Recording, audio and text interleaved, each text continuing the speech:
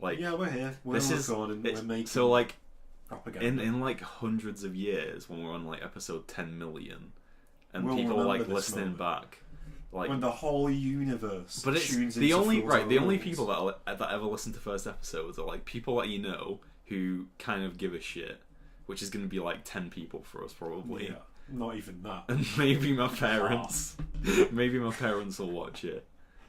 But it's like, other than that, it's just like, so when people come back, it's just a fucking meme because it's like because Laurie, Tommy will be watching. Tommy's watching. Tommy is always watching. So I guess like we should just fucking talk about The Room, which is. I thought we were talking. Yeah, okay. No, let's talk about The Room. Yeah. I mean, it's the beginning of all things for us. I think it's kind the beginning of the.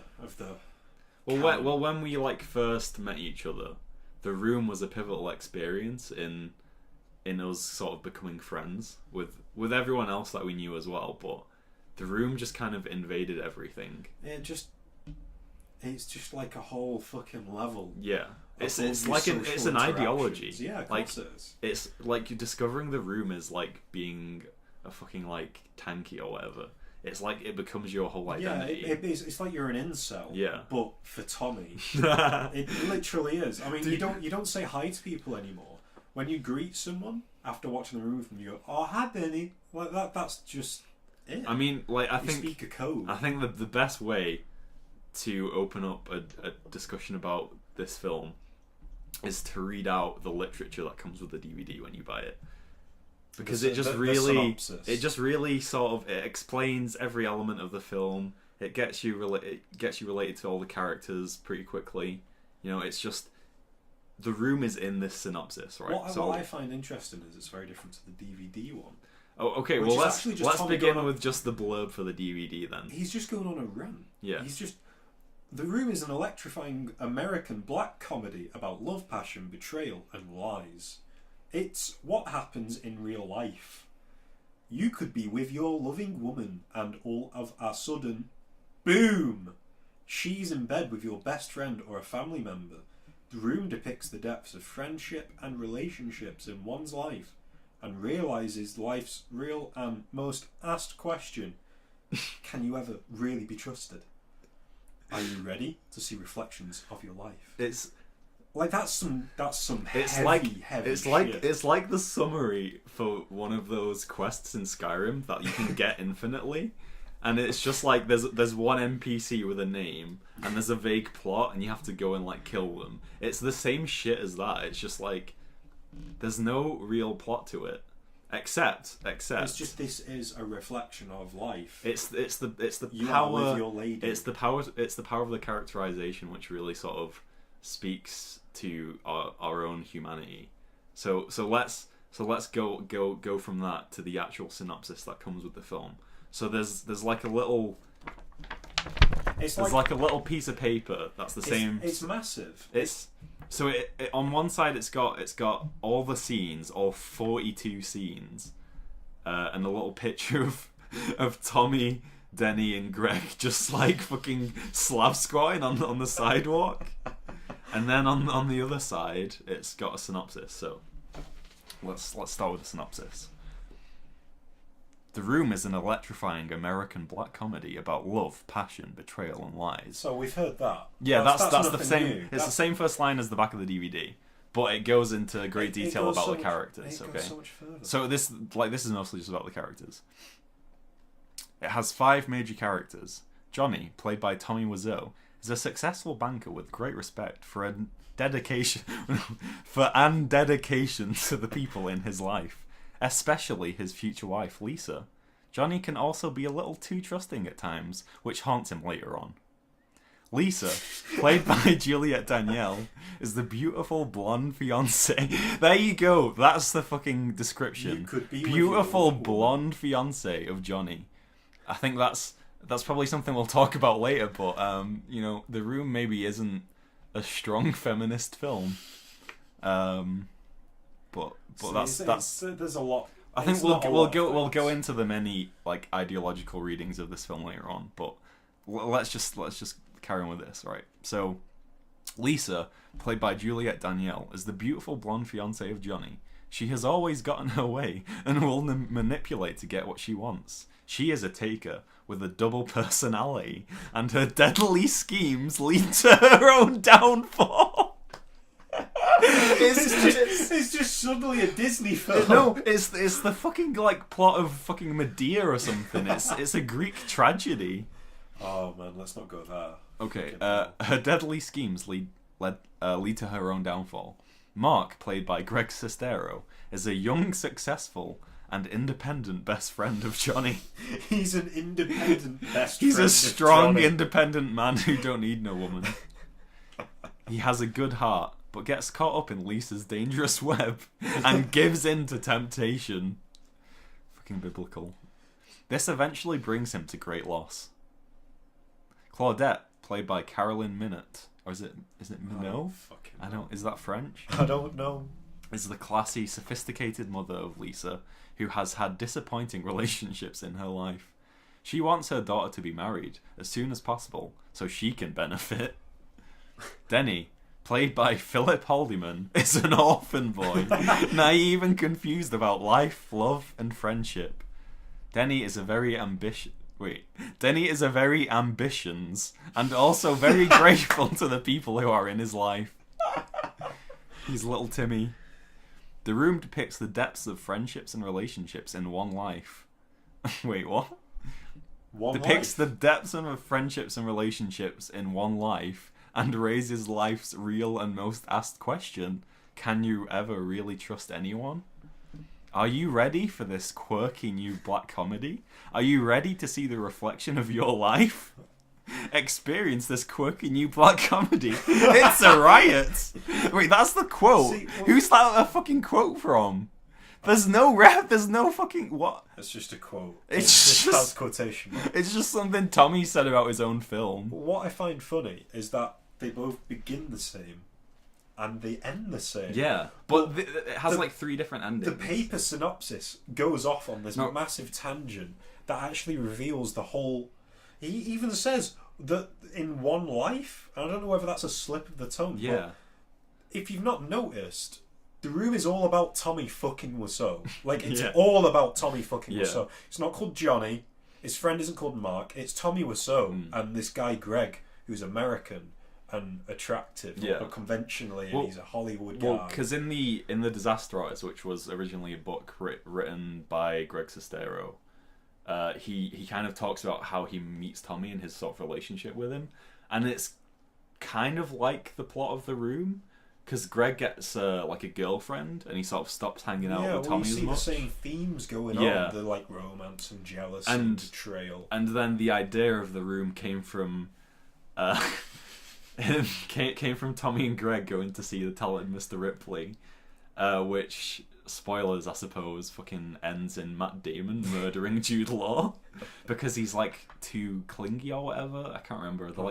He like murders him on a boat. He sees like a reflection of their relationship at the end of the day, doesn't it? And Tommy comes out of it, and it's like the greatest thing he's ever seen. What I find funny about it is how it is like The Room is just a reflection of Tommy Wiseau's life, except he's actually jealous about Greg being stolen from him. So the romantic attraction isn't towards a woman. Yeah. It's actually towards his best friend Greg, being stolen by a woman. Yeah. It's about being jealous because your boy's getting laid. Your boy's getting mad pussy. Yeah. And you're fucking Tommy Wiseau. I think like the most important thing about this synopsis is like it describes the film as a black comedy or like a quirky new black comedy, but that's kind of rewriting history because when Tommy first conceived of the incredible magnum opus of The Room, what did he call in his original script? It was supposed to be like a Tennessee Williams play or like a tragedy. It was like a billboard or something, and it said the next Tennessee Williams. Exactly. So he paid for it before that. So the billboard that was up for like fucking, it was up for years, wasn't it? In the same area in LA, on the same billboard for ages, and it was like it was advertised as it was being released in theaters that it was a tragedy. But now that the DVD's out, it's a quirky black comedy. And it's because when it was first shown at its fucking premiere, where Tommy was the first, like, seeing people's first reaction to it, everyone was just laughing. Yeah. And it destroyed him. I don't know if you've seen the It Room, destroyed him at pretty first. Funny. Yeah, it's a pretty funny film. It's alright, but yeah, it's a bit funny. He had such fucking high expectations of it because he, like, it was his every element of this was opus. like yeah. The He was in charge of everything. Yeah, the absolute magnitude of this production to him, the amount of money he invested in it, the amount of time he's. You look at it. Look at this fucking cover. The cover's his fucking face. Like, why so serious? That's the same picture as the billboard. The billboard was his fucking face. I love the font as well. The back is his fucking face, and it's so dark and brooding and dramatic. It's honestly just like he saw this as a drama. Yeah. That everyone would be like in fucking tears. It'd be like Lassie or some shit at the end where you can't cope with how sad it is. Yeah, because it's like after he just saw everyone laughing at what he thought would be such a great tragedy, he was destroyed for a sec. But I think like then Greg Sestero sort of pointed out, like, didn't you just want to make people like entertained, and aren't you doing it now? And I guess he's just sort of adopted that. I think he's definitely accepted. Yeah, it's definitely like a good thing for like embracing it for what it is and just sort of reveling in people's enjoyment for it and sort of being held up as like a hero for like making making such a fucking awful, the worst fucking the most film, indulgent bullshit. Because it's not even like it had the money. It had $6 million. Yeah, but like they bought two different cameras. So one was for film and one was for digital. So they bought two separate cameras and recording at the same time. They built a special rig for it, and they went to the place to buy these cameras, and it's like nobody buys cameras. Everyone rents them out. Even the fucking big studios don't buy cameras. And Tommy was just like, no, I won't buy. Yeah, and he's buying both cameras. And both are on different like formats, so you have to light the sets differently. So the film looks fucking terrible, whether you watch it on digital or on film, because it's like it's shit because it's being lit for both of them at the same time. So both of them are gonna be shit. I'm sorry, I'm just looking up. It's fine. I'm looking at quotes by Tommy and the Disaster Artist. You look like Spartacus. Oh man. Oh, Tommy. But that's it. That's such an interesting fucking part of it. You know, Tommy loved movies, especially old movies. Spartacus, 60s classics. Yeah. Tennessee Williams. He spent loads of time watching like loads of different films, so he had like an awareness of like Western like cinematic he had this canon. obsession with Hollywood, didn't he? Even growing up, wherever it is he's from, because no one still has any. Oh yeah, true shit. idea of where We should talk about like the origins of Tommy. I mean, like later on we're gonna get into like the really important shit, which is some deep conspiracy theories that have only recently been discovered about the Room, and we're spearheading this investigation. Yeah, no, this is some mad shit. It's like it really offers like a lot of insight into sort of who we are and what the meaning of life is. But we need to just talk about the film first, really. So Tommy grew up as a child watching Disney films. Yeah. Watching shit like that as a kid. So he got this impression, as so many of us have grown up with Hollywood's culture and the film industry and Disney films, and it takes such a place in the collective consciousness of all of Western society. And Tommy has that as well. And what the fuck happened to this guy? Yeah, well, because he's still. You ask him where he's from, New Orleans. Yeah, I'm from New Orleans. That's his story, isn't it? But like in the book, like in the Disaster Artist, Greg sort of goes into Tommy's sort of background, but it's very vague still. But it's kind of believed that he was born in a sort of like a Eastern European communist state, maybe Romania, I think is the thing most people think. And then he emigrated to France, where he was basically just like an immigrant who learned to speak French, but he was just like working really shitty jobs. I think he got beaten up by the police one time and arrested. Yeah, he got arrested. Yeah. But the name Wiseau itself as well, he supposedly chose that because it's similar to the French word for bird or parrot or something. Yeah. It's definitely a French word that I think Greg believes he's inherited it from, but I don't think even Greg Sestero himself knows. Yeah, because Greg it's his actual speaks French as well, doesn't he?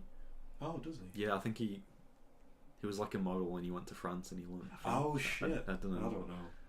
But, I think his mum was French. That was it.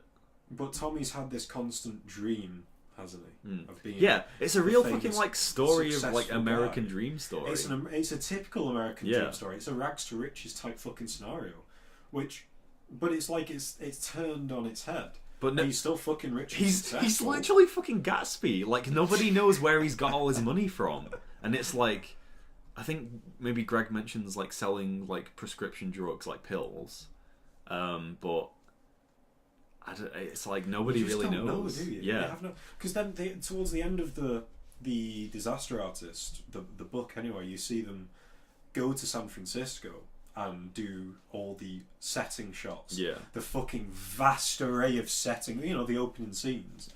They do all of that, and Greg is like shocked because Tommy owns all these fucking properties. Yeah. And they're going on the rooftop and filming, and he's like, why didn't we film the numerous fucking rooftop scenes? He's got an apartment in fucking San Francisco and LA, which are like two of the most expensive places in America to live. But what does he fucking say to everything? Like, why don't we do this? Why don't we do that? Why is everything green screen? Well, this is Hollywood. Yeah. There's just everything. This is Hollywood. Well, there was his fucking like clothes shop as well. Tommy's Planet. Was it called Tommy's Planet? And he just sold like bargain clothes.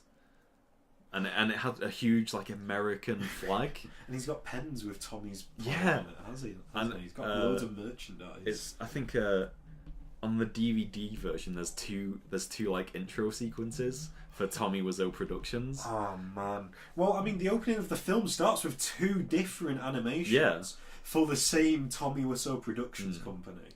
Because he has nothing else, but he's like, oh well, what's a Hollywood movie? They have the logos at the beginning. Okay, I've got one because I'm Tommy Wiseau. Yeah, but I'm gonna have two of them. The one isn't the same as another. Again, everything is just this imitation. Like I feel like even the whole Tennessee Williams thing of what he's actually trying to make as a film, consistently he's imitating Hollywood and imitating other art forms, imitating the classics. Tennessee Williams. He just wants to be that.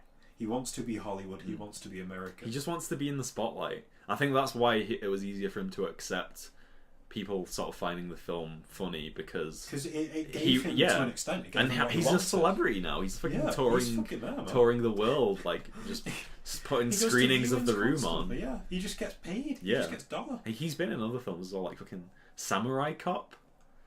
And I think there's Samurai Cop 2. But I've not seen those. But he's never going to be an actual actor. He's a celebrity, and that's pretty much all he is. Like, you can't class him as a director or an actor. It's more like...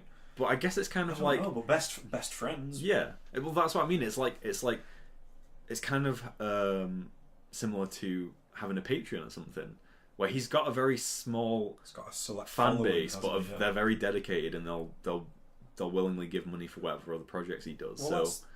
I guess good on him. Like, I mean, that's the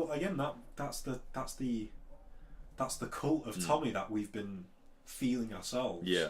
When you watch this film with people, you become bonded over it because Tommy has this powerful effect. I do think there are a lot of fake followers of this creed because The Room's kind of infected meme culture a little bit. So you'll see like a lot of people sharing gifs and shit of The Room. But you got to ask yourself, like, do they understand the importance of it? Are you going to quote an obscure line and they're just going to be like replying right back? Yeah, is it really going to happen? It's not about that. It's about understanding the truly sort of transcendental experience you get when you watch The Room. It's about discovering Tommy, isn't it? Yeah, it's like Taoism, but Tomism. Fuck man, I didn't think ahead for that. It's like, well, I mean, technically it's Christianity, right? I guess he is like. I mean, if we look at this picture here. I don't want to give too much away about the Tommy files, the conspiracy I mean, theories. aren't we constantly in the Right, Tommy no. files? We're just looking at different pages. I really feel like only the people who are dedicated enough to stick through us just talking about this fucking shit you gotta film. hear this absolute shit before you get to the just gooey scent. I mean, it's like YouTube videos. If you don't post anything that's like longer than 10 minutes, the algorithm just fucks you basically, and you just don't get any views. It's like that with this podcast. We've got to go as deep as we can. We've got to get before we reveal the true treats of what we've discovered. Okay, so quick sideline then. It's Halloween today. Oh shit! It's fucking Halloween. It's Halloween. I actually didn't think about that. Yeah, it's Halloween. I mean, we're adults now, so Halloween doesn't actually matter. I mean, But in your brain, I don't have a life, so I just kind of forget Halloween you're gonna dress exists. up. It's because You're gonna dress up. the thing is with Halloween, my only real experience of it is like on Twitter, and it's like, man. that starts as soon as it's like October, and it never stops. That's the most. So it just feels like it's always Halloween when October rolls around, because you just start seeing the fucking like pumpkin and ghost emojis everywhere, and everyone changing their names to like spooky shit. It's like Christmas, isn't it? It's like once it's December, it's Christmas, basically. Yeah, exactly. You can't escape like any public holidays, because it's just the best opportunity to just sell loads of just random shit. It's just like, we can make money on this. It's like when they did fucking Star Wars chopped lettuce. but Halloween is like that for fucking everything, or Christmas, or like Easter, or whatever. Chopped lettuce. Yeah. See, why the fuck can't we get Tommy Wiseau's face on bags of lettuce? Oh man. We need a Tommy holiday. We should find a way to just grow lettuces that like look like Tommy's face, because he has got a kind of a lettucey face. He's got a lettucey face. He's got. I got potato face. You got baby face. No, you could make like got potato face. You could make like a veggie Tommy with like some lettuce and some seaweed as his hair, and it'll look fucking perfect. Like we should do that. That'd be it. Maybe that should be our logo. Maybe that's the bread that you eat. Well, communion, you know, the little wafers. Make the Tommy faces. It's a fucking full lettuce and seaweed, and you have to eat the full thing. No, it's a cut. It's just a slice of lettuce. Mass takes like 4 hours to do because everyone has to eat a full lettuce. Everyone's sat there. No, it's one at a time. It's one at a time. Wait, so you have to. What would the drink be? What would the drink be for the room? It would.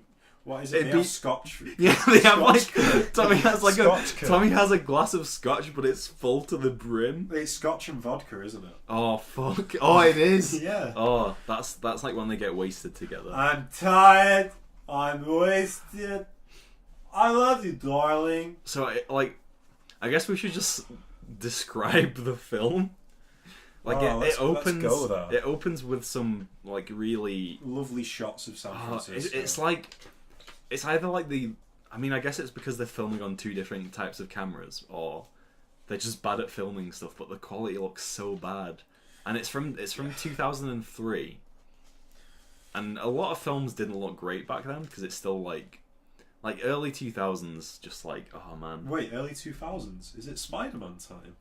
Oh, no. Can we talk no, about we can't go into Spider-Man now. You mentioned 2003. I think they're very... I think Spider-Man 2. Did Spider-Man 2 come out in 2003? 2003.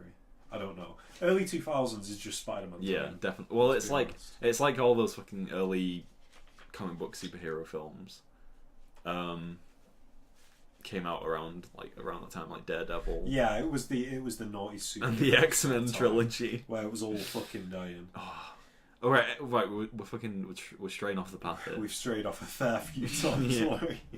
Well, you get that intro, don't you? Because you first watch the film, and I remember watching it with our friends the first time, and I had already seen it a lot, and like Sean and Will and people didn't know it at all. So you get these opening shots of San Francisco. The piano's a bit cheap. It's a bit clumsy. Oh no! Right, you have to. I think we can probably play a clip of the music. I'll edit it in. We need some music, but it's really just. It's dire. Oh. But you get that, and then it just slowly fades out to this fucking door. And Tommy just fucking bursts his way in. No, He's just like, hi there. No, the intro. Yeah. It's like it cuts to a shot of like the carriages that they have in San Francisco. Yeah, and he's on the carriage, and he gets off, and then he goes to his apartment. But he just fucking breaks it so quickly. He just chucks you in there because it's such like a quintessential sort of American iconic sort of city, and then you just see this guy on a carriage. And he's got like long black hair, and he's wearing sunglasses, and he's wearing a black suit with a white shirt and a black tie, and it's just like, it's such a weird juxtaposition. He's just the most standout guy. You're instantly like, what the fuck is this film? Like, it just throws you down the path, and you just have no idea where you're gonna go, and then it just goes further and further. Those first 20 minutes are greatest ride and worst ride of your life, because you have that intro with this fucking scary vampire motherfucker, and then you get, wow, you look so sexy, Lisa, because he buys her a fucking dress and some roses, and they instantly have sex. You can't just put aside the red dress like it's not important, Henry. No, but the red dress comes back. The red dress is like the secret MacGuffin of this. It's like the Infinity Gauntlet of this film. The red dress. Thanos. So they're collecting red dresses, and then he snaps his fingers. No, but it's like it's. I think it pops up like, so he buys her the red dress and she puts it on, and then the end scene. Oh, am I skipping too far ahead? I don't. Yeah, no. Let's keep. Yeah, okay. We'll talk about the red dress later on when we come to the final scene. He brings this red dress, and so of course there we go. Already we've got this classical drama where he's like, "Oh, I've got to put like crazy, significant things in there. I've got to have metaphors. And I've got to have significance." But it's just ham-fisted in. He's just like, "Here's a dress I bought you. Yeah. Let's have sex. I go to work. Let's have." He fucking. Well, there's no has no idea how relationships work at all. It's because it's like really like every element of the sort of the way the characters are presented, like the writing, because Tommy wrote this film. I think he originally wrote it as like a book, and it was really it was a fucking full long, book, wasn't it? It was massive. And like the film's 99 minutes, but like the acting. I mean, obviously you can't put it all on them, because can you imagine the script? Like you can't. I mean, you can buy that fucking script. I'm annoyed we don't have a copy here, because it is literally word for word, and they can't change that. And like the environment that they were working in was horrible. Like in the book, you're reading it as a meme, but it is like people just being exploited straight up. Like you feel sorry for Tommy when you think about the backlash this film receives and the criticism of how it's his dreams laughed at. But then you read the disaster artist, and you're like, oh, he's actually a bit of a cunt. Yeah, like he's actually a bit of a cunt. The actress that plays Lisa's mother, she had like a heat stroke on set because they didn't have any air conditioning, and like Tommy made them like bring their own water. I think, right? Like he wouldn't provide water for them. A fucking water fountain. And every day he'd show up at 12 o'clock when the film was supposed to start at 9. Like every fucking day. And vampire. Yeah, he just got to sleep through the day. He's a fucking vampire, man. It's fair enough. I mean, I think what he was doing before he like went to set was all the shady business that like led to it getting the funding, maybe. Who fucking knows, man? Because you don't know what he's doing. No one has any idea. He's a free man. And on set, he had like his own toilet that had like a curtain. What? Yeah. I remember that. Yeah, no, he had like his own personal toilet. Fuck. And like one time someone else used it, and he had a fucking like massive tantrum about it.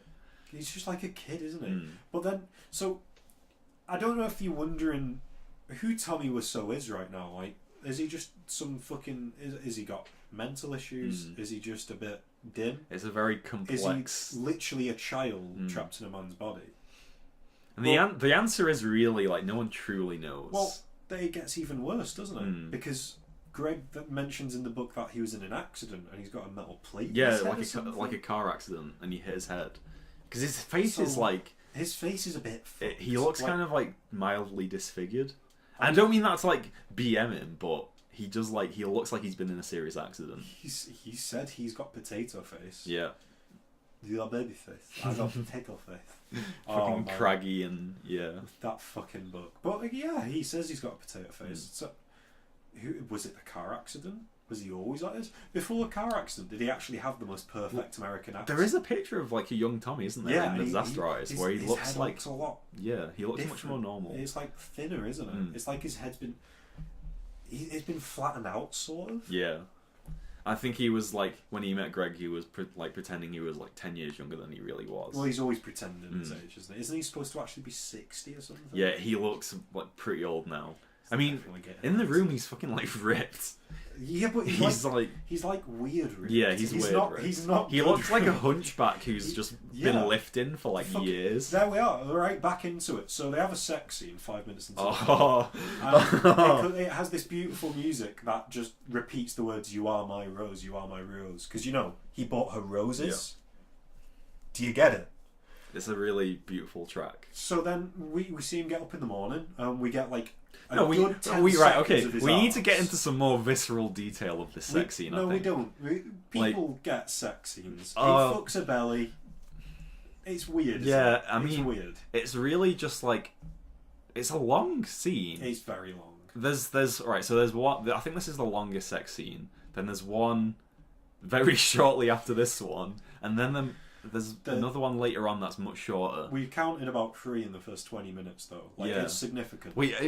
It lists them all. It lists them all on the fucking 42 scenes. That's the thing. I mean, honestly, the first 20 minutes of the film is the only R-rated bit, really. Yeah. I mean, after that, it's like a PG. Honestly, a 9-year-old could watch the rest of it. I think maybe we should read out some of these scenes, just to sort of hint at what's to come. So. Scene 3, Denny wants to watch. And right after that is Johnny and Lisa's love scene. But that's the title. Wait, so there's 3 scenes in the first, 5 there's minutes? There's 42 scenes across 99 minutes.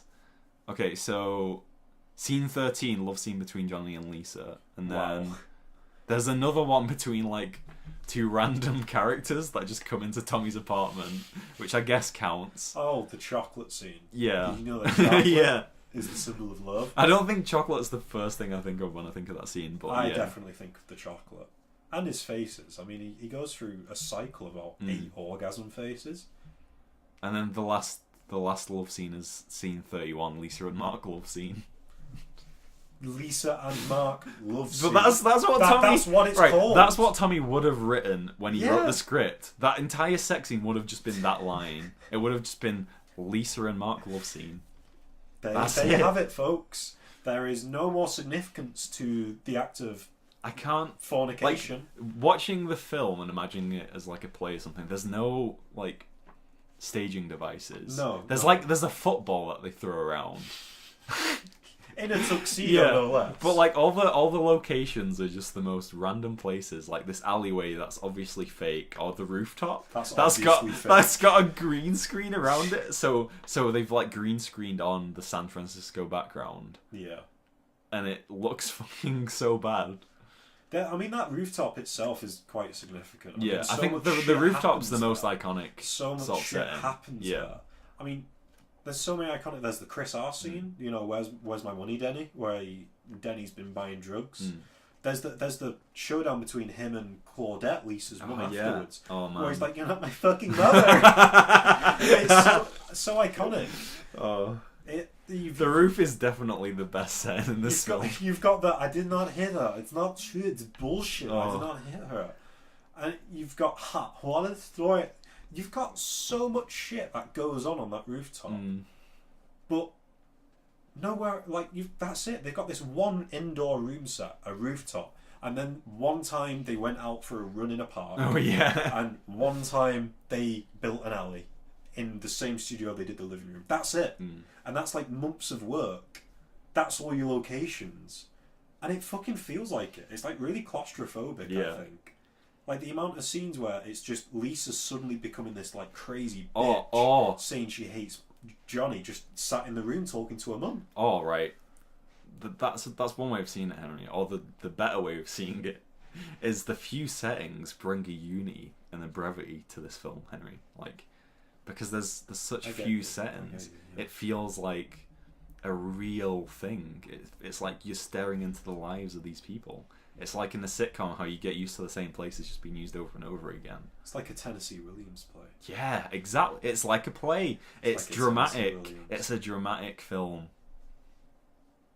But the front cover says except dark it's a black comedy. It's a black comedy. What the? It's just there's too much for us to say about this. I think we should go into like the literary roots of the film a bit later on. I think we need to just sort of summarize the plot of the film. Yeah, well, what else happens really? I mean, all right, so there's a big chunk. Where literally, the nothing entire happens. story of this film is there's Johnny who is engaged to Lisa, and Lisa's having an affair with Mark, and he finds out, and then he kills himself. He kills himself. I mean, Yeah.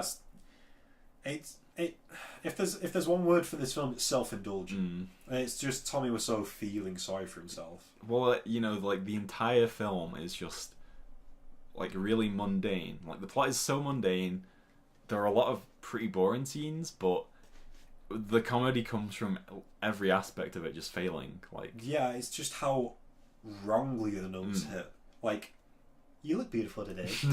Can I kiss you? Like, there's so much shit. There's so many bum notes. Yeah, because it's written by Tommy fucking right. Well, Wiseau. right. He's got a metal plate in his head. Denny is the best way to start with the discussion of these characters. Denny's right? fucking insane. Denny's fucking insane. So Denny, who let's go back to the synopsis here and talk about Denny. Denny is a very ambitious and also very grateful to the people who are in his life. He's an orphan boy, naive and confused about life, love, and friendship. So let's just consider who the fuck in 2003 is known as an orphan boy. That's your defining characteristic. It's right. the 1850s. He thinks it's Victorian Yeah, Britain. but Denny is like the kind of like the son of like Mark and Johnny are like his father figures. Gay dads. There is definitely some sexual stuff in there. Again, I mean, Denny's just such a sexual character, you know. Denny's Sexuality a sexy just boy. drips off him in every scene as soon as he walks in. I mean, even the scene with Chris R. Sometimes I think they're gonna kiss. Yeah, they're not actually. they're getting very close in that There's scene. some hard dick action going on there. I mean, who knows what happens in that original script or book that you wrote? Like, we don't know, man. I don't think we'll ever know. Like, because Chris R., who is like a drug dealer who assaults Denny on a rooftop with a gun. It just happens. Oh yeah, because apparently like Denny is caught up in like some drug dealing business. Drugs off of him. Yeah. But at least that's it's never like revealed what drugs they are, and it's just sort of brushed off like every other subplot. Well, it's just another level or another example of Tommy's lack of understanding about just basic society and existence, or just how to structure a story. Like, but he's got this thing with drugs where he's just like, he watched a drug PSA when he was 3 and just never forgot it. Yeah. Because Denny bought drugs and it ended with a guy pulling a gun on him and threatening him. And then there's a scene later on where Mark smokes the weed. Oh yeah. And threatens to push the lawyer off the fucking rooftop. Oh yeah. Is it right? He fucking grabs Is it the him. same gun in every scene that it appears? I'm pretty sure there's like a plot inconsistency. Oh, fucking hell. Oh my god. There's like a plot inconsistency where I think the gun that Tommy uses to kill himself at the end is a different gun. Is it? But it's not all like maybe I think Greg uses it, but it's not shown put like nobody. Greg doesn't have a gun, does he? Yeah. I thought he has the gun. I'm getting confused now. Greg just grabs the lawyer. What's it, Peter? Yeah. I think grabs Peter with glasses. I think it's just like, how did the gun get there? Like, nobody knows. And it's just, Tommy just has it at the end. Yeah, anyway, it doesn't matter. It doesn't matter. But I mean, Tommy Wiseau probably has a gun under his bed, right? Yeah. He's probably put that in there because it's just such a, he's like, yeah, that's my he's gun like that he's the protagonist of like that game that came out ages ago, which was really controversial because it was about like a shooter. Oh shit! And do you remember? It was like a top-down shooter, like arcade shooter. I know. Exactly and it was supposed to be like really dark and metal because you just kill all these innocent people, but it's actually just kind of boring. Cringy, boring bullshit. Yeah, like just an edgy teenager who's like, the world is darkness. I mean, honestly, I am its bringer of the end. You could argue that character sort of is Denny. I mean, Denny has this thing. No, going. Denny is definitely a school Right, he's shooter. gonna snap. Denny is definitely a school that shooter. backpack, you don't want to look inside his backpack. Oh no! And we do have to give credit to Philip Haldiman, who plays Denny. Isn't he like in his fucking like man. late 20s in this? He's a grown man, and he absolutely nails being this 14-year-old school shooter psychotic. He's like a little elf. Teen. This guy who is like absolutely obsessed with his surrogate mother. And also obsessed with his surrogate dad. Yeah. To the point where he wants to fuck both of them individually. Well, he wants to watch them fuck for sure, and he definitely wants to fuck Lisa. I just like to watch you guys. Yeah. You look beautiful today, can I kiss you? I mean, that's another running thing. The idea of sexual assault, I think, with Tommy, or at least the idea of... fuck, man. You know... Not rape. Not rape. What, like domestic abuse? No, what's it called when, you know, the idea of everyone agreement. Oh, consensual. Consent. I don't think Tommy's got a good grasp on what the word consent means. Oh, I don't know, man. I feel like he's just too, like, I'm not saying he's raped someone before, but I feel like he thinks the idea of all these characters being attracted to this woman or outright showing this fucking outright... I don't know, I'm going way off topic. I have no but it's like... But every scene with Lisa, there's the fucking party scene at the end and this random guy just goes, Lisa looks hot tonight. Yeah. It's fucking creepy as hell. It's scary. Yeah. What is fucking Denny's deal? What is his deal? Literally the second scene is I just like to watch you guys. It's... like, you want to... I don't know if you're supposed to feel sorry for him, like, because the plot with him with the drug dealers, it never goes anywhere. There's no character change. I think you're supposed to feel sorry for him, but not as much as Tommy. Because I mean, Tommy has no character change. He just kills himself. Yeah, that's just meant to like drive some plot emotion. Well, I think the story of Tommy killing himself is really like a working class tragedy. If we take like a class analysis of it, because he is middle class, right? He works for like a bank, I think. Yeah, he's a banker, and he's supposed to be like pretty high up, but basically he's like, the initial plot is Lisa wants to leave Tommy because he's boring. She's says, boring. Yeah, I don't love him anymore. Yeah, but she also says that she doesn't mind living with him, which is just like, well, Lisa's a constant contradiction. Yeah. I mean, again, it's like Tommy does not know women at all. He has never interacted. Like, women are alien creatures to him, I think is what I'm trying to get at. Yeah. He absolutely does not understand them. I don't think he knew his mum or has ever actually interacted with women outside of this fucking film. Yeah. Like, honestly, man. In The Disaster Artist, I think it talks about, like, a relationship that Tommy sort of vaguely mentions. Maybe when he was in France, I think. Maybe it was his mum. Oh, gosh. It's like he's fucking like Norman Bates. But so Tommy writes Lisa like she's a sociopath. She is a sociopath. Yeah. Well, I mean, the description in the synopsis, man, is she has always gotten her way and will manipulate to get what she wants. She is a taker with a double personality, and her deadly schemes lead to her own downfall. So I'm pretty sure that's the definition of a sociopath, right? Yeah. Now. Like, he's Googled sociopath and been like, it's pretty severe. Fucked up, man. So she spends a lot of time talking to her mum because she's a woman. What else do women do, right? Yeah. Tommy gets it. Tommy knows. And what she do. really cares about her mum. And then she talks to a sister, not a sister, a friend. Oh, is that Michelle? Let's be honest, Lisa's scenes. What does Lisa do? She has sex with Tommy. She complains about Tommy. She has sex with Mark. She plots against Tommy.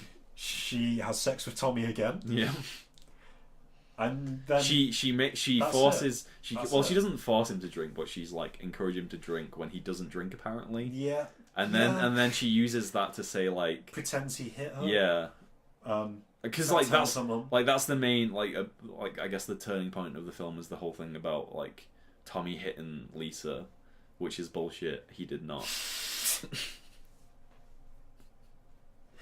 That was awful. Yeah. That was really yeah. fuck's sake. I mean, I can't So- not do it. But So yeah, Tommy so basically it kind of gets comes... in this kerfuffle. Yeah, and it's like everyone's like thinking, oh, Tommy's... It's kind of like people are split on whether or not Tommy's like a bad person or whether Lisa's bullshit. But we know Tommy hasn't hit her because we know he's just an amazing, brilliant, he's a perfect man. Fantastic He's man. a perfect soul corrupted by a hostile environment. He provides for you. Yeah. He buys clothes for you, and honey, you A cannot car, a ring. provide for yourself. Yeah. And I got the results of the test back. Oh yeah, another right. So we I talked got about the the test. fucking Denny drug dealing subplot. The other, I mean, I guess it's a subplot. It's not even a It's subplot. not. It's like I guess it's like supposed to be setting up what you might have thought would be a subplot, but it's just Lisa's mum saying that she's dying, and then Lisa's like, "Nah, you'll be fine," and then No, she's like, she "No, said- I have breast cancer. I got the results back, and I definitely have breast cancer." And it gets left there because once again we know Tommy has really great, deep understanding of people's lives, issues, health, mental well-being, physical well-being. You know, Tommy overall has put a lot of thought into this process. So that goes nowhere. Yeah, I mean, And we go on thinking about Tommy. We go on thinking about how. but great he is. Lisa's like, "You'll be fine." Like, Yeah, because you know how medicine is these days. It's no big deal. But it almost like feels. It almost feels like he's literally telling us, "Look, it doesn't matter because it's not related to me." Why does it? Why the Denny Chris R problem? As soon as we find out Denny is buying unknown drugs, whatever drugs they are, it gets swept away because Tommy has solved the problem. Yeah. Now Tommy's been, he's gone. Okay, what's going on in Tommy's life? But it's weird, right? Like it's only an hour and a half long, and I don't know what the specific reason is for it not being longer. If they already had the, I mean, I guess maybe it was just production issues, because the entire production was. It was a like we said, it was a wreck, joke, and it went on way longer than it should have done. So I guess maybe they were just rushing to get it finished. But like, it wouldn't have taken much longer to resolve like a few subplots. Well, no, but again, there's only the one. But that's the thing. It all. And He they're not. thinks about death, but it comes back to him and him dying. Exactly, because there's no effort in the subplots at all. Like I say subplots, but they're not. They're just They're not. like random facts that don't impact the story at all. It's kind of like the action in Transformers, how it's just there to It's exist. there to just exist. It's there to be there. Yeah. It has to be there. So, where else does it actually go other than... All I can think of is the conclusion. We have the intro and the sex and the cheating and the lies and the Johnny hit me. Where does it go other than that? He records her on the There's phone the or party. something. I guess the party's like the 'Cause last act. before the party, he basically finds out by recording her cell phone calls or some absolute bullshit Yeah. that you have not been paying attention to because you're either too drunk or you're too fucking stoned or someone was laughing over it. You don't know. You just know he finds out. Suddenly there's the party scene and he's like confronted her. So she starts dancing with Greg, doesn't she? And they all, you know, it's all suddenly out in the open. Yeah. And It's like, just oh, a clusterfuck. what's gonna happen in this exciting relationship triangle that's been going on this whole film? And you see the confrontation between Mark and Tommy, which is just Mark. It is the character. It's the actor Greg Sestero, Tommy's best friend. It's those two literally. we should. having it I out feel with like each other. we've already gone so far, and we've not mentioned the fact that we'll probably just get the names mixed up. Like we always just call Johnny Tommy. Yeah, well, because it's just Tommy. Well, fucking Philip Howleyman calls him Tommy in the fucking end. Yeah. Denny literally finds his yeah. dead body and goes, Tommy, no! If he can call him Tommy, we're fucking calling him Tommy. And Mark is Greg Sestero, because let's be honest, it's Yeah. Greg. So they confront each other.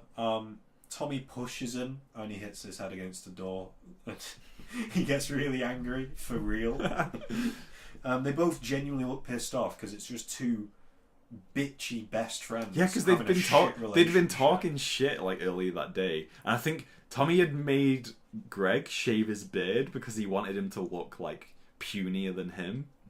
Because he's got a beard for like the entire film, but then in the later and kind of towards the party scene, he tells Greg to shave his beard. Well, they filmed it all in like real progression as well, which films are never done. Yeah. They started with the first scene, went to the next scene, and they progressed along the film, which is so fucking weird.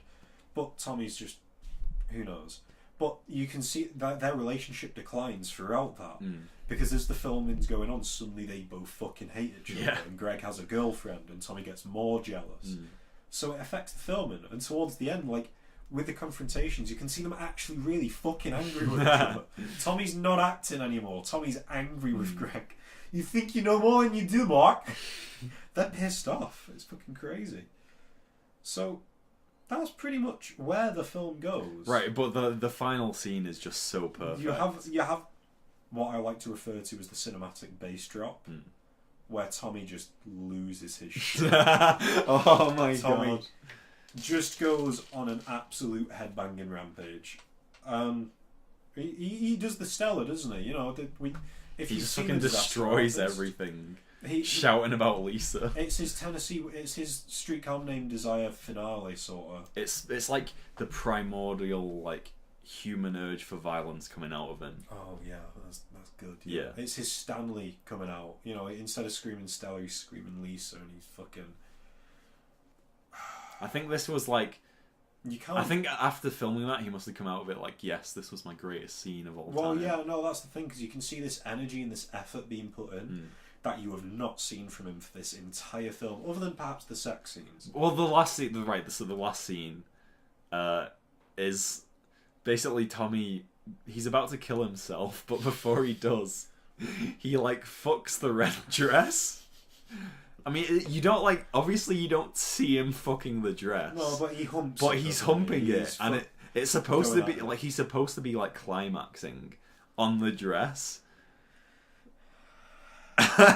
Like that's, and then he shoots himself, and then everyone finds him inevitably. Yeah, and it's like, oh, what have we done to this sweet man? We were too good for him. And it's romantic. It's like it's sickeningly romantic. Yeah. I mean, Mark kisses his head and sort of regrets his sins and sort of. It's a biblical thing. Yeah, and that's completely biblical. This is a key element to what we'll talk about later on with some of the secrets of Tommy Wiseau that you won't hear anywhere else. Yeah, but he does. He repents fully and kisses Tommy's forehead, and it's all really dramatic, and everyone's crying. And then this fucking blonde female, this user, this fucking web spinner, says that, oh well, I've lost him, but at least I've still got you, right? And Mark sees the error of his ways, because, you know, he's been such a bad friend and he's such an awful guy. He sees the true evil of womankind, and he's like, you don't have me, you never had me. And he storms off, and he's like, you know what, fuck this shit. Yeah, I'm out here. And that's the last we see of him. He becomes a drifter. I mean, an outlaw, and you know, he has to leave Lisa with the body, so she can really feel the weight of her sins. I feel like she'd just leave it there. She's cursed mankind. Fucking Eve, and she bit into the apple. So yeah, Mark was the apple. There's a lot of connotations we can make there. Where Tommy's actually come up with the ideas, I feel like. Everything. Well, I guess Lisa's pulled it out his arse. I guess Lisa would be the snake, right? Because it's really about the relationship between but Johnny and Mark. Eve is the snake, though. Like Adam and Eve. Eve is the like bad one because she corrupts Adam. Yeah. Like, but I mean, I think Tommy wants Lisa to be the snake. I think he just. I don't know, man, but there's something he like connects them. He just sees it like, oh, the woman is the bitch. And it is like it's a very like material relationship, like you mentioned earlier, like because shallow. They're like engaged, and Johnny just buys her like whatever she wants, and she's just using him for that. We never see them talk outside of drinking scotch and vodka, or having sex, or arguing. We don't actually see. They don't have a relationship. You know it instantly. Because Tommy's just out at work all day. Then he comes home and they either argue or have sex. So that's the room. That's it. That's the end. I mean, it literally ends there. That's it. There's not really much film in there to talk there about. isn't much film. It's the experience of every sort of scene. Like, I think the weirdest scene is the flower shop scene, kind of early on. Oh man, because there's just bizarre experiences where he thinks he's world building, or he thinks he's extending our insight into the lives of these characters, when it's just these like horribly artificial, staged, like theme park rides of humanity.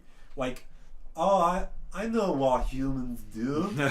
People, can I have a dozen red roses, please? That's me. It just doesn't exist. The pacing of the dialogue and I mean, like Tommy is a terrible actor. I mean, he's not an actor. He's not. No, he's not. And even like we watched the trailer for Best Friends, which is like the spiritual sequel to The Room, and he's the same in that as he is in The Room. Like he can't really speak English very well. He sort of slurs his words, and the lines are terrible. And just like the way he looks around, like in a scene, it's like he doesn't have any awareness of the camera and like where to look. Because like you see it in the Disaster Artist, the film, which is like probably one of the best scenes. The rooftop scene, which is probably one of the most famous ones, where Tommy like comes out from the like the little shed area, and he's got the bottle, and he throws the bottle, and it's like, it's bullshit. I did not hear like that scene. It took them so many takes to get that short scene, like so many takes, and they could only film it when Greg gave Tommy like a water bottle and just be like, throw this when you deliver the line next time, like, and that was the only thing that worked. Yeah, it's almost like he has this really narrow sight of concentration. Yeah, where if he's concentrating on the words, he'll just forget them. It just leads you more to believe that he has had a car crash or like actual brain damage, where he forgets the lines that he wrote himself instantly. Yeah. And again, he's just got this process. He is just like open door, walk in, throw a bottle. I did not hit. You know, there is just no process in his head. He's just, I am Hollywood actor. Yeah. This is my scene. That's see. So you have this like contrast constantly of feeling sorry for him, but also being a bit scared of him. I think like the more you learn about Tommy, like the more ambiguous it becomes watching the film, because you're aware of like all the shit that's going on behind the cameras and how like fucked up his life has been and how messed up the way he treats his sort of colleagues is, and his friendship with Greg is just as fucked up as it's crazy. His film relationship with Mark.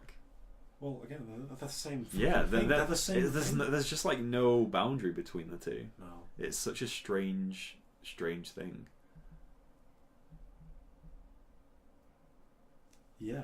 I mean, I guess that's The Room. That's The Room. Watch it if you haven't. Watch The Room. Yeah.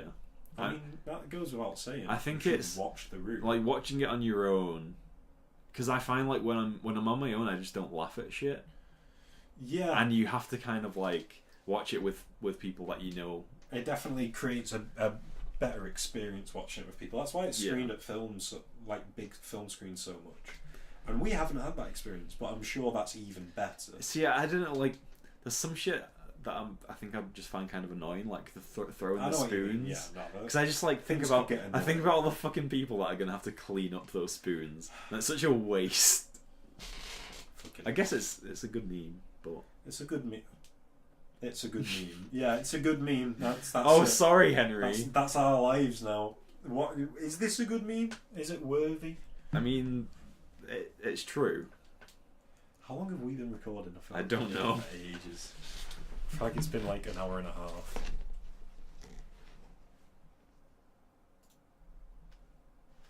An hour and 9 minutes. Well, that's decent. I think that's a decent amount of time. Okay, so we're gonna take a. Smoke some weed. Whoops. Whoops. Whoa. Henry just said a naughty word. I talked about. What kind of drugs are you taking? So we're nothing. We're gonna take a break, and when we come back, we're gonna do the tell all of Tommy's tale. I'm going to look into the Wiseau files. Look, I mean, what we talk about might be Scary. groundbreaking, and it might make you, rethink the way you see life. But it's really important that everyone knows what's going on, what's really going on. And we're probably just gonna talk shit about Red Dead Redemption 2 because that's come out recently. We don't know what we're talking about yet. I mean, go off, come on, man. It's the first fucking episode. Yeah, Who gives a fuck about us? I mean, who fucking cares? Who's listening to this shit? The only people that are listening to this are people that we know who are just laughing at us right now. I mean, that's the way we're gonna. We know what you're fucking doing. We've got to constantly approach it like that anyway. Yeah. When I'm talking to people we know. That's the only fucking people that are hearing this shit. But to the acolytes, hundreds of years in the future, yeah, well, we'll be dead then, so we don't have to worry about what we're saying now. This will be more biblical. I hope it's a good communist utopia that everyone's living in. I think this will be definitely stored in the archives as credit to the a big part of the slow build up and revolution of our following. If I die... It's the room history, isn't it? History will become known as the room. Right, well, when I die, bury me at sea. That's all I want to say for the future. If this is the only recording of my will that ever gets released, there's going to be a lot more episodes. Yeah. We'll have a lot of wills. We'll do it. Is there anything you want to say about your will, just in case? Just cut me up and process me and put me in a monster can. And fuck yeah! Fucking shoot me out a fucking can. I don't care where the fuck it goes. So you want to be melted down into a fine paste? I want to be processed and be put into a monster can, get shot into space. Yeah. All right, we're taking a fucking break. Yeah. What are we talking about?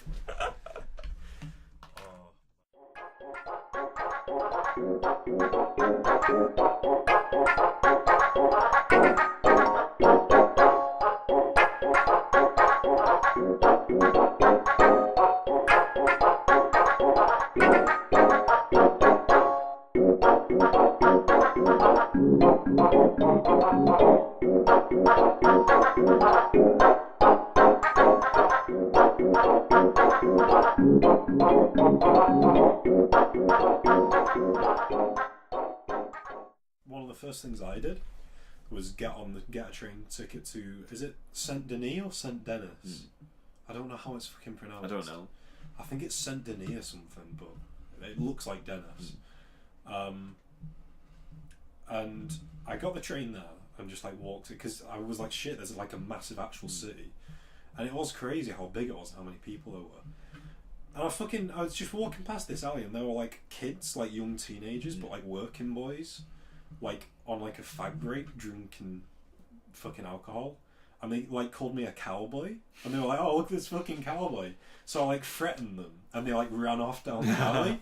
And I carried on later and walking, and 5 minutes, not even that later, they fucking came out of a different alley and started shooting at me. So I had to shoot these fucking kids. They were literally maybe they might have just been dwarfs. It was personified they were kids. Killed the younglings. And I was I killed the younglings. But I was why can't I do that in a Fallout game? I can't. Do you remember Fallout 3, the little lamplight?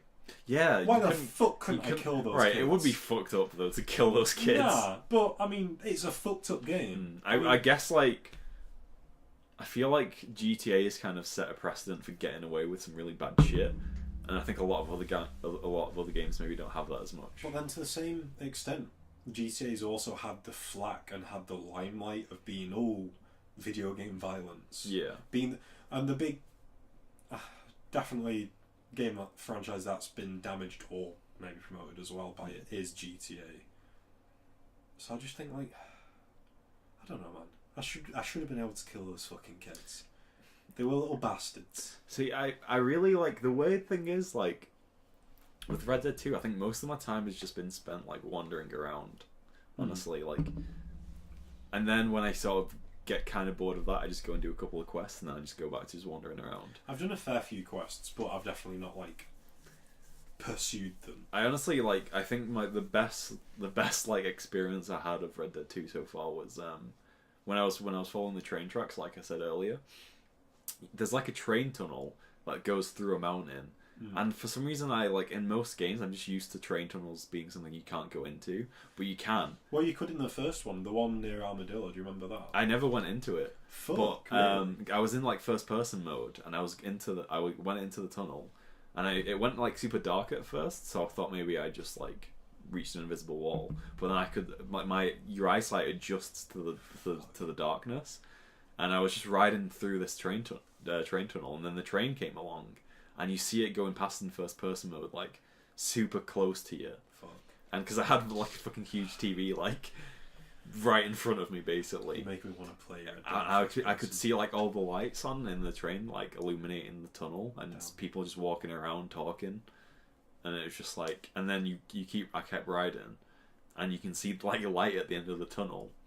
And I remember ages ago, I was like with some friends in like a village near where I used to live. And we went into the train tunnel, and it was fucking dark and cold. Fuck. And then I remember coming out again and seeing like the light on the way out, like really far away, and it just reminded me of that experience. And it was like, that's crazy. it was like something in real life. That's fucking sick, man. I do think like I said earlier, there's a lot of criticism about how it takes a long time to do pretty much anything in Red Dead 2. Like.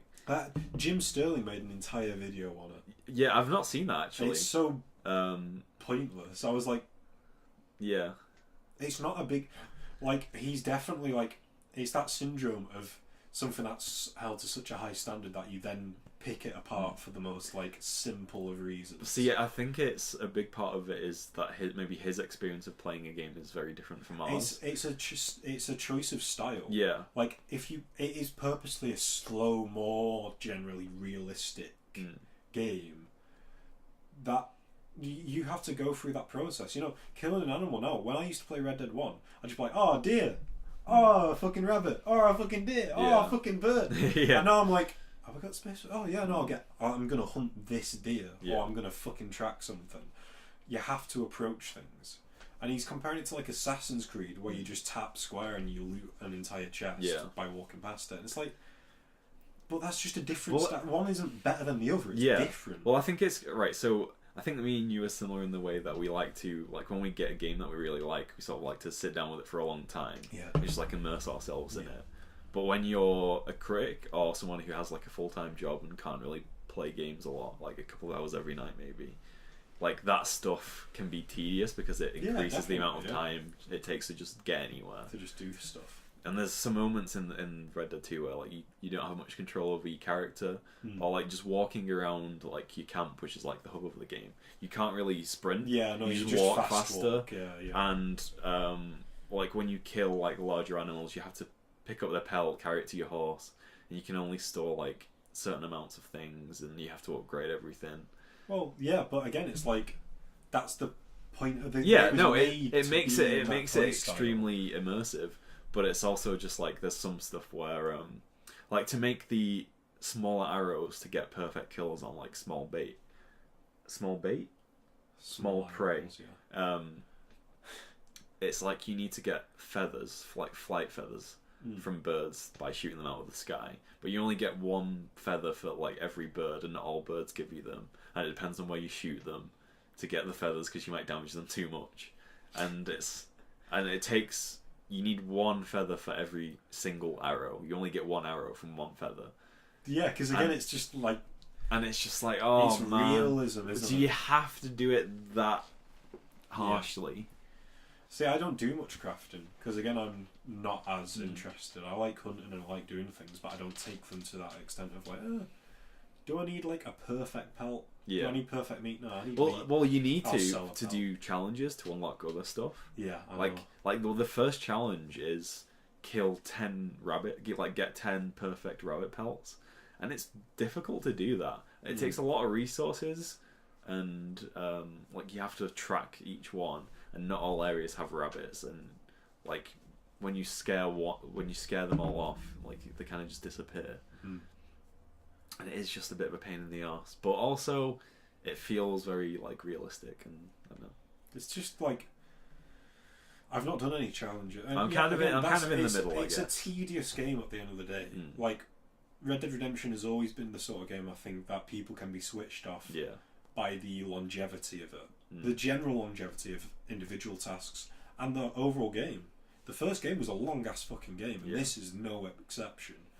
Like, and so many people got to Mexico and were like, fuck this shit. Just because it's fucking long, and a lot of time it could be tedious. You'd just be shooting people constantly, and they've definitely tried to expand that, but it's just the style of game, isn't it? And I think for Jim Sterling to make this like really poignant, harsh, strong, thought out criticism of a game based on just it takes a long time to do everything. It's like, well, yeah, that's the like overarching decision they've made as designers to create this. They want it to be like that, and that's why I think you just got to look at it as a product. Like, I wouldn't recommend it to all people, because I know some people prefer games that you just jump into and you just fucking do it. Yeah. Whether it's driving or shooting, or you just press start and you're there. See, it's why I've like still been playing COD alongside it, because it's just, you can just jump straight into it, and it's immediately gratifying. And in Red Dead 2, that gratification sometimes is all people want off of a game. Like, just a simple fucking shooter where you feel gratification for completion of killing things and not dying. But like, I remember there was this one side quest where you have to steal like a carriage, like an oil carriage from the oil refinery. Yeah, I did that. And I think I don't know if it was a glitch, but when I'd taken it over, my horse didn't spawn near me, so I had to run. I had to run back to my horse on foot. Lorry. I could have stolen a horse, but I don't want to. I had that exact thing, but there's a stable like right near it where you can get your horse. Fuck. If you you can stable, like summon your horse from the stable. Yeah, okay. See, that's realism for you, boy. It's realistic to an extent. Yeah. Again, that's why I keep. No one can see this when I do this. Okay. But you'll just have to put that in somewhere. I should go home as well. Yeah. We need to start talking about the so files. Okay, right. So we're back, I guess. Well, we were already back. We just weren't really. Yeah, right. So God knows what fucking order I'm editing all of this in, because we have no idea what the fuck we're doing. I'm gonna try my best to make it comprehensible. You can cut a lot out of the end of the day. It doesn't have to be that long. But like, I thought there's been a lot of shit going on in the world the past week. I'm not sure how you've been keeping up with it all, but we've been playing Red Dead Redemption 2. Yeah, but I mean, that's like, the only news that matters. But it's been pretty. There's been some fucked up stuff in America. Like, no surprise. But what are we, Philip DeFranco? No, but I feel like it's a good transition. You'll see, it's a good transition into what we want to talk about. Okay. There was the stuff about this right wing terrorists basically sending bombs to prominent liberals, and like that was the whole thing, and people were saying that they were like hoaxes by Democrats, and this was after like fucking Fox News and Trump being like basically fascists. Encouraging violence, being fascist, or like it's well, I think it's kind of the central element of it is Fox News and Trump. Yeah, I mean, Fox is way more prominent than Trump in terms of like that rhetoric, but loads of right wing media figures like Ben Shapiro and Gavin McInnes or McInnes, basically promoting fucking violence, and then it happens. So there was this guy sending bombs to people, and a shooting at a synagogue where 11 people were killed, which is like the biggest hate crime committed against Jews in America apparently. And it makes you fucking depressed because all this shit is going on. And in Brazil they just elected a straight up fascist. And it's like, I think like anyone who is even vaguely sort of left wing just feels fucking. It's so hard to like motivate yourself to be optimistic about shit, because it's just like every week there's new shit where it's just everything's looking worse. But there is a light in the darkness. there is a man who we've already talked about today, who can guide us and show us the way. And it's time for us to reveal the secret of Tommy Wiseau.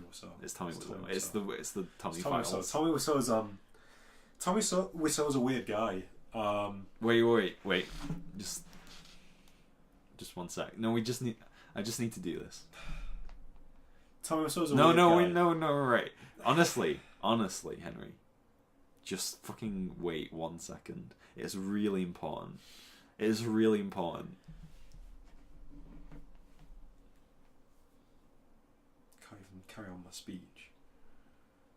I'm sorry, but you'll understand. Okay, it's time. It's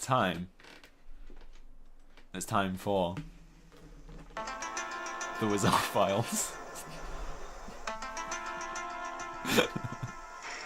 I hope you're not actually going to use that. I'm fucking using this.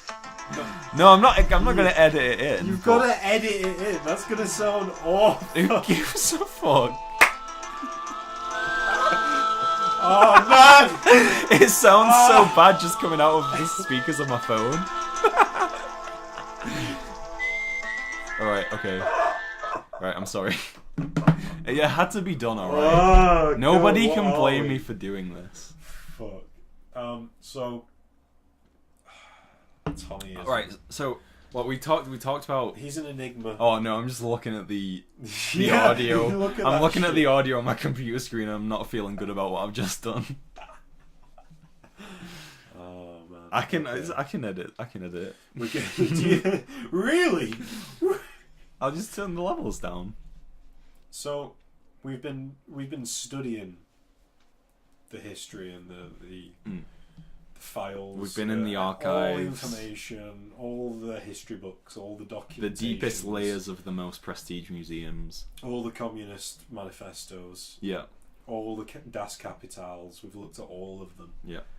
In search of Tommy Wiseau. I've read all 1,200 pages of Das Kapital. I've definitely done that. Don't ask me about it.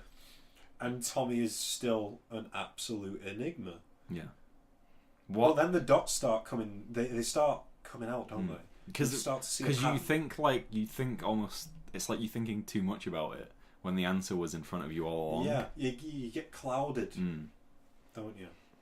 But it becomes obvious. You start to see the connection of Tommy and the symbolism of the room and the iconography. Yeah. What Tommy represents as ego. He's a much greater spirit in this world than we actually recognise. And he's been walking this world for thousands of years.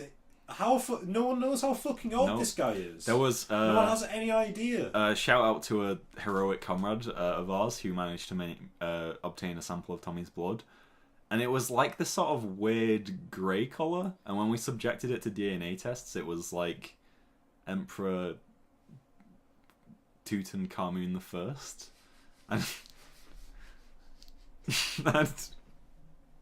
I don't know where I was going with this, but we've gotten Tommy's blood basically, and we've traced it back thousands of years. Basically, his blood isn't normal blood. Yeah, is what we're trying to say. It's kind of like there's something jizz going. What the? What?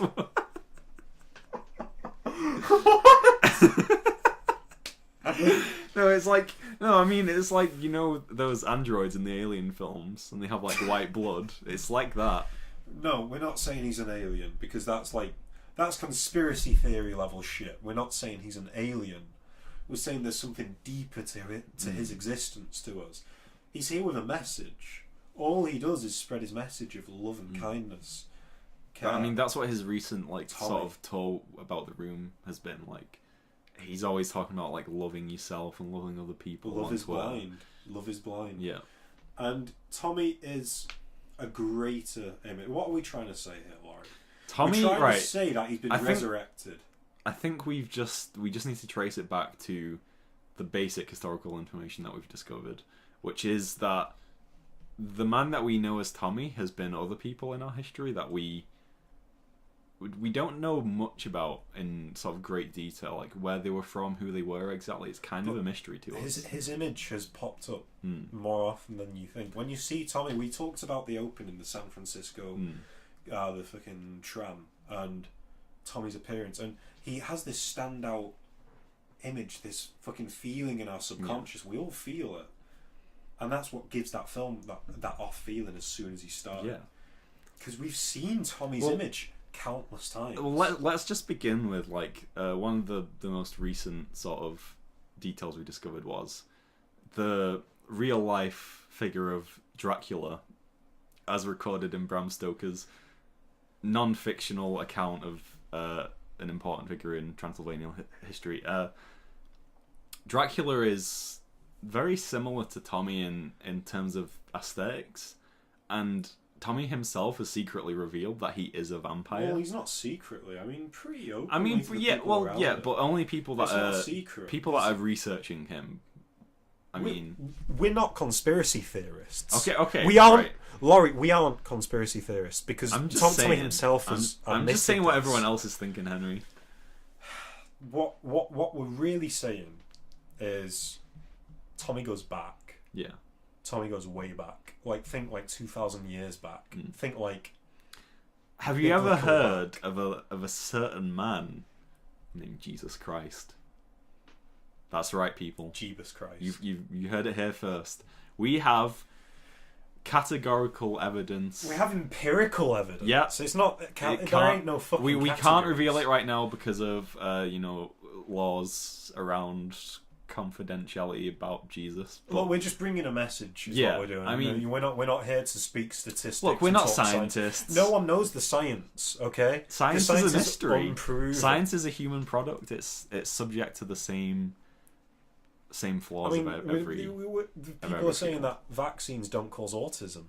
I mean, we do not know the science. No, all these fucking people going on about climate change. Come on, man. What we know is that we don't know anything. Yeah. But that makes it makes it certain that we do know that Tommy is Jesus Christ. Yeah, and he this is the second. This coming. is the key to the true postmodern lifestyle. You can't just jump the shark like that. You can't. Okay. Go straight into right. Fucking postmodern. Fine. You multiple fucking Marxist. We're breaking down hierarchical structures, Henry. That's what we're doing here. That's what the goal of the Tommy Files is. We're whistleblowers. We're whistleblowers. No, what we are is we're bringers of peace, of love, of Tommy's message. What we're trying to say is the room has a lot more significance than meets the eye. Tommy's definitely had. There have been accidents. Something has happened. He has been walking this earth. I mean, for far longer than he should have done. I mean, when he first met Mark, who did it remind him of? But Judas. This guy who's charismatic and sexy, and he makes you feel like you're important. It's just sexy. But in the end, he just betrays you and stabs you in the back. And he's just fucking sexy. Yeah, he's just really sexy. He's really why do you sexy. Why do you think he makes Mark shave his beard? Because he's sexy. Because he's sexy. Who else had a beard? Fucking Judas. Fucking Judas. Nailed it. Nailed it. Damn. Got it. That's science for you. So, we need to...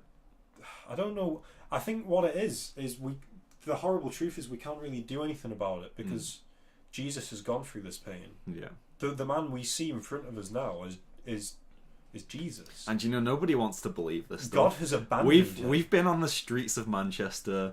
We've been preaching about this for months. Nobody listens no one gives to a us. Fuck. Everyone no one just cares. Everyone pulls our pants down and fucking throws tomatoes at us. They put us in the fucking stockades in the town centre. And people just line up to throw veg at us. And we're just trying our best.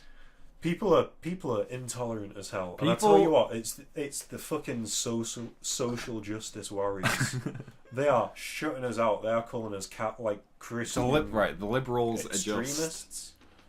The liberals are afraid of our communist agenda, and they're trapping us in a box, and we can't do anything about it. They're afraid of the truth about our religion, our Yeah. white religion. Because who was Jesus? He was a communist. He was a white communist. He was the biggest fucking communist, man. He was such a communist. Yeah. Jesus was a communist. He was the communist.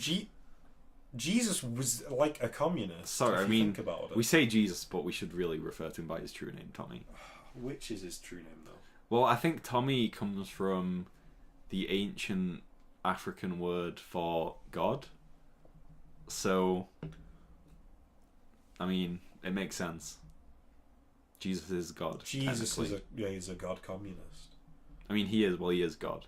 Jesus is God. Well, no, but God abandoned Jesus. No, but I mean, why else is he still here? Well, he's like he's been fucking here for so long. No, because Jesus is like an empty puppet that God like cummed into, and then he became like a human being. But it's like Jesus is like just a part of God. Well, yeah, but God abandoned him. So yeah, what I'm saying is he's no, but I mean, God is his father, but he's also like part of God. God is the capitalists, and Jesus is the communists. Wait, what? I don't know. I mean, it's always going to be like an ongoing investigation, so obviously you've got to subscribe and stay for every single episode in case we ever uncover anything else. Well, we're going to uncover a lot. Oh yeah, I mean we've already uncovered so much. The issue here is that we've got so many fucking folders in our big filing cabinet. You know, like you know those offices. You know, offices like the classified folders with that. They have folders. You know, like police departments. Yeah, where they like have the cardboard. Yeah, they have the murder case in the files. Yeah. We've got a lot of those, but the problem is the room is only one of them. Yeah, look, like I've got this entire fucking cabinet of files, and we've only been doing this for like a year. I'm just drowning in paper. We're fucking gonna actually kill ourselves. Yeah, there's so much work to do. I mean, please just like send us money. Here's my by Patreon. pigeon. Here's my Patreon. No, we don't. We don't have a patron. I mean, No, we do it like in the future. No, I'll just put some. So if you're like listening to this in the past and we've got a patron, give us money to that. But right now, if you're listening to this in the present, we don't have one. No, Laurie. So just send us money in whatever way that you can. Laurie, we're gonna give it to poor people. We're gonna own the libtards. Oh yeah. We're gonna give it to poor people. Yeah. Well, we're poor people, so I guess we're. Right. No. Okay. How else are we gonna own the liberals, Laurie? How are we actually gonna own them? I think first we need to kill Ben Shapiro and like devour his heart to gain his powers of owning the libs. Yeah, because then we'll know the answer. Because we have to like the problem is the right wing side of owning the libs has too much space at the moment, and the left has nothing. Like we need to clear the space by eliminating those guys, and then just sort of sneak our way in and slowly indoctrinate people. We've got to harvest the crops. Yeah. Got to harvest. It's really like a tactical coup d'état that you've got to make. We've got to pull those turnips out of the ground. Yeah. We've got to collect all the turnips out of the ground before they rot. I mean, and they'll be healthy, good turnips. I don't think the gulag's been opened yet. I think that's like a couple of weeks away still. But obviously, when that opens, well, once it's open, we can get the turnips. Yeah, we'll have space for the turnips. I'll just be a gulag surrounded by a field of turnips. No, the people in the gulag work the turnips. It's like a metaphor. No, they don't leave the gulag. Nobody leaves the gulag. No, the turnips are in the gulag. Oh, so it's like... We've discussed this. So it's like a really huge sort of circular castle, and there's a huge field in the middle for turnips. It's a work camp. For turnips. For rehabilitation. Well, I mean, that's a great sort of self-sustaining system, because... You know, they farm the turnips, they eat the turnips, they drink the turnips, they are the turnips. Yeah, exactly. They're self-sustaining. They become one with the turnips. We just have fucking fancy guards around it. And again, it's a metaphor, because we're going to make the bourgeoisie harvest the turnips. Oh, yeah. We're going to make them... Let them eat turnips. See what it's like to be... Yeah. So it's Spider-Man 2. No, right. No, we can't.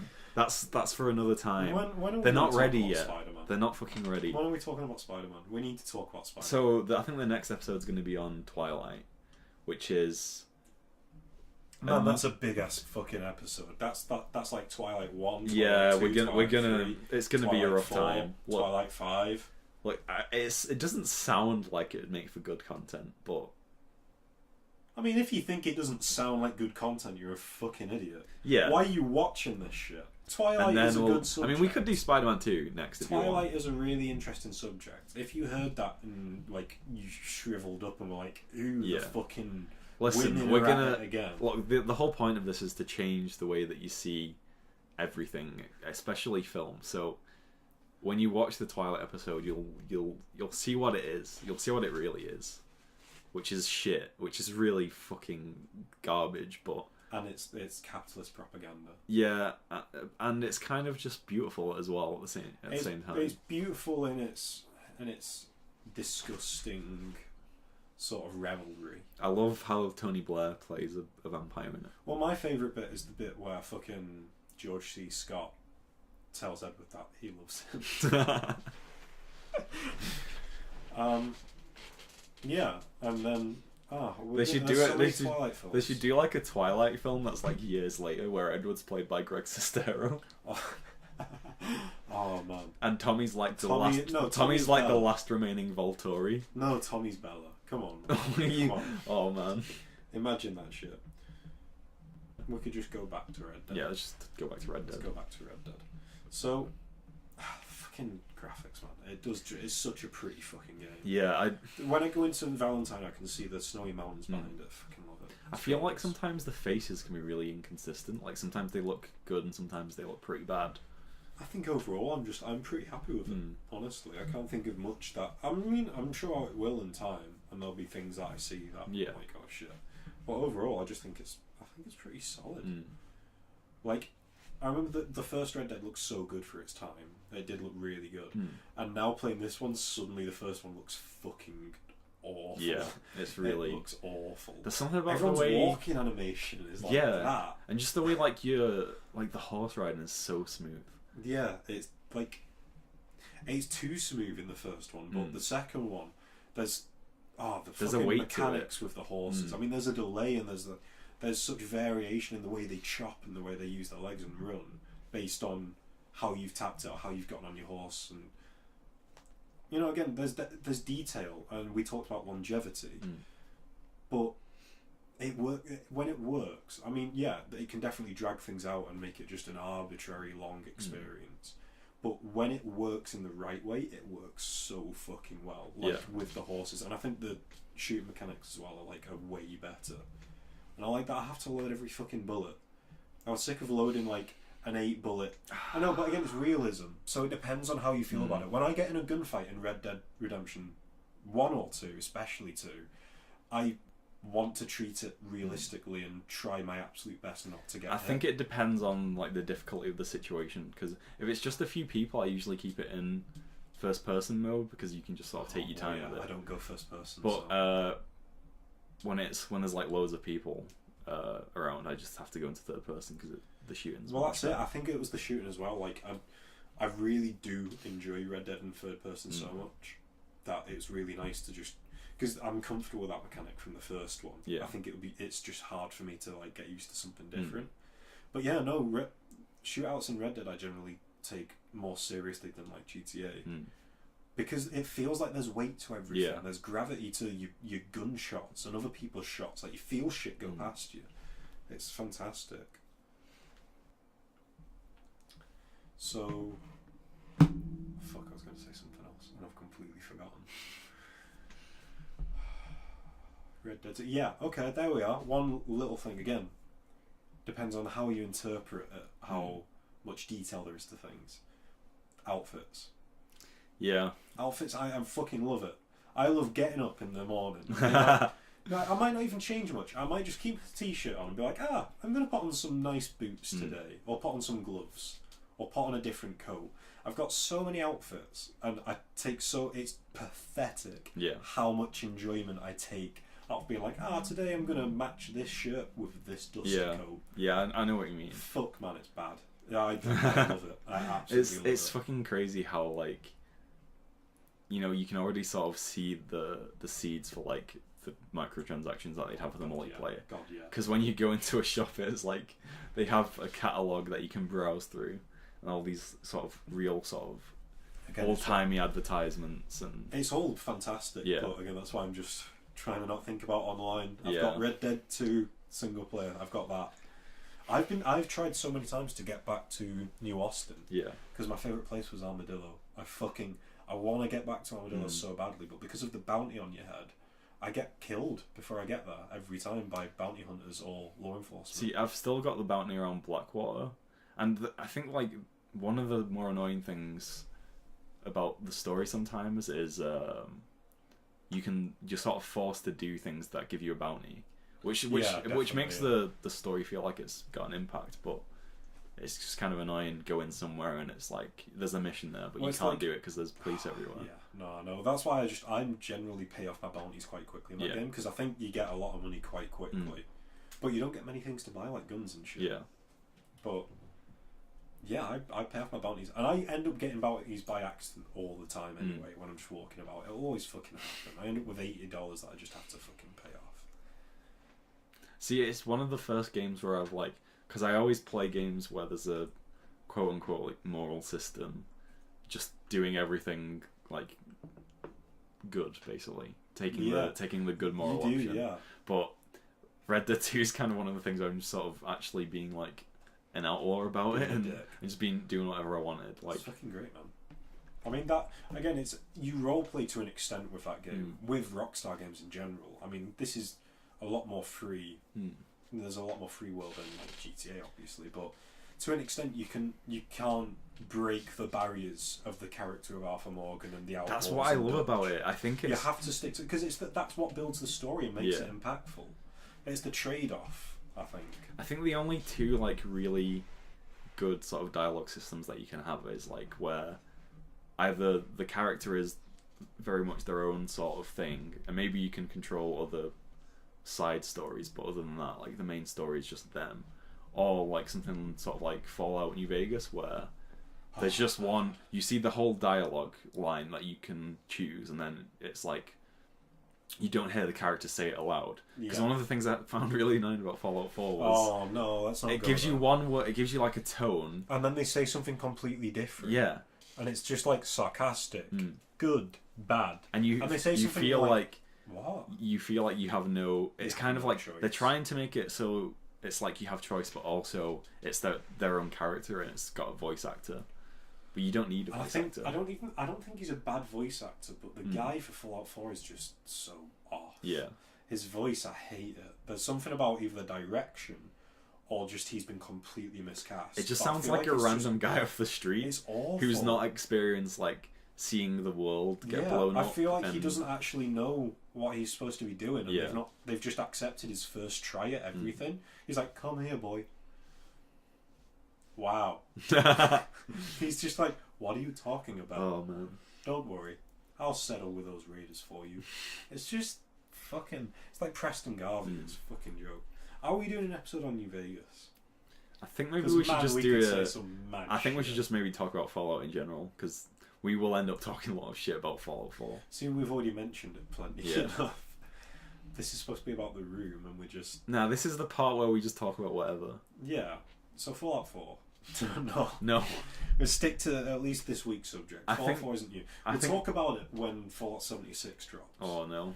Because then we'll be able to like use it as a relevant thing. And it looks awful. It looks so boring. Well, at first I was like, oh no, I could play it on my own. Because the only good thing that that Fallout 4 has is exploring the world on your own, doing nothing. But it's just that. And even then I know. I feel like a lot of the stuff I enjoyed most in Fallout 4 was going to an area and sort of reading like the material about the characters that were there before or whatever. Yeah, it was it's the world building and the environments and the different locations. Always by far the best thing in a Bethesda game. Yeah. But it just looks so empty. Like everyone's just been like, oh yeah, you have some of that, but you've just got thousands of kilometers to explore. There's no story to drive you. You can't build your character. You can't role play because there's nothing to interact with. Yeah. There's no people other than actual online players. How am I gonna fucking text chat? Can you imagine how bad that'd fucking be? Oh no, you just get some 13-year-old just fucking calling you a bitch. Oh man, we'll save that for another day. I think we'll save that. It's fine. You can cut all of that, Laurie. It's okay. No. No. I just don't want to spoil the future. But I think we've done our jobs for today. I think we have. I think we've done pretty well. What do you think? I mean, there's been a lot that's going to be. I'm just out. thinking about the future version of me that's listening to me speaking right now. Oh man, and it's making me feel weird. The best way to do it is leave a lot of the like random shit where we do just go and say something random like I want to die or go off on a tangent. You know, just sort of wacky. I think honestly to leave that in is the best. Like some stuff will just purposely interject it in certain places. Might be the best way to make it at least seem personable in the future. Like we'll listen back and be like, oh, it's rough and it's shit, but we're still meme you always hate the past versions of yourself. Yeah, so. I mean that's just like natural. It's natural history. It's like human natural. Oh, you've read Sapiens, I see. Everyone who hasn't read Sapiens, get out. I've not read Sapiens. Are we leaving it there? Shall we do like a little Thank you. I mean, we've already said like and subscribe, so... Did we say ring the bell? Did we say ring the bell? Well, just to reiterate, you know, ring the bell. Ring the bell. Ring the bell. Press the bell icon. And then what you gotta do is save the link to our channel, and then you've gotta like refresh it every day. You've got to set an alarm on your phone to wake up at 8 in the morning. Yeah, like, if you're really dedicated, you just buy a bunch of like cheap computers and just watch it on every single one on a different YouTube account. Rack those numbers and up, just keep refreshing. Just thanks. Give us money as well. Give me money.